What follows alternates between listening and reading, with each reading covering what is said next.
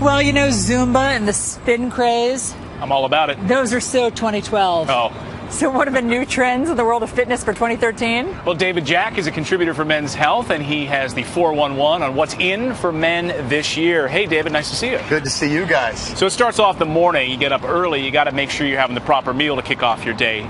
Bit of a fitness trend. We've been refocusing our attention on breakfast instead of skipping it. Right. Breakfast is back. The cool thing is people are doing different things for breakfast. So sometimes we can't get that big meal, the eggs and the veggies that we want in the morning. Yeah. So guys are moving to things like just a really good, solid whole grain cereal like a Total. Different grains like quinoa, throwing some berries in it, and then they're also doing green smoothies. So it's a quicker way to get some good nutrition and get a start on the day. The other thing that guys are doing now is delaying their breakfast a little bit, but there's a reason for it. So there's some interesting things that are going on in the world of breakfast. What is the reason? Well, it's just our hormone cascade. So when we wake up, cortisol levels are elevated. Letting them just dip a little bit and then putting food in our system is helping find guys to burn fat faster and just be healthy. We've seen barefoot running take off. You see people in the park with those 5-toe shoes or even just completely barefoot.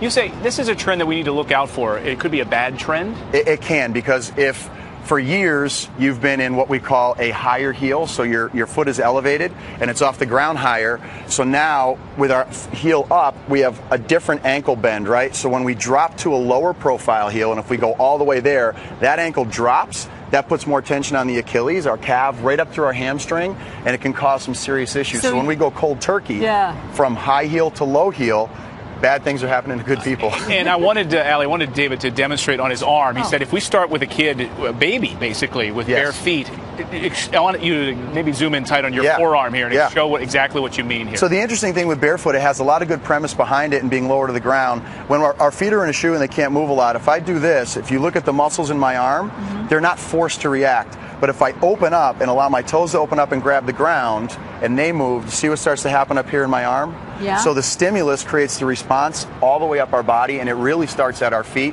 So we have to be very careful when we use barefoot shoes. They're good, but we have to progress into them. So run much less if you're going to use them. Walk around with them for a while to see how they feel. Give it a day or two to let it respond. Take time to adapt to the drop. Okay, meanwhile, protein drinks, lots of people do those. You like them or not? I do. I love having multiple sources of protein in our diet. I like good quality sources of protein because it's bioavailable, it's easier to digest. Like what? Like you've got whey proteins. So even in like these drinks that we see, like Spartos has 10 grams of whey protein isolate in it without a lot of added artificial sweeteners. So that's good for, a workout, a quick recovery from a workout. You got the G series from Gatorade, which has added protein to their electrolyte drink.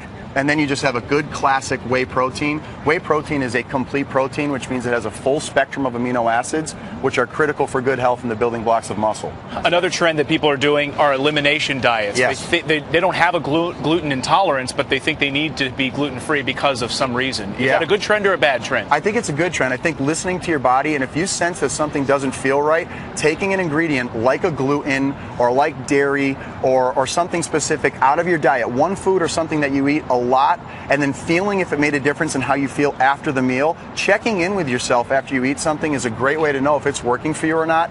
Don't go cold turkey all the way, because once again, you may not be getting the nutrition you need. Consult a doctor or a nutritionist before you go all in. And we have a few seconds left. These juices, another good smart trend? Yes, smart trend, good healthy food.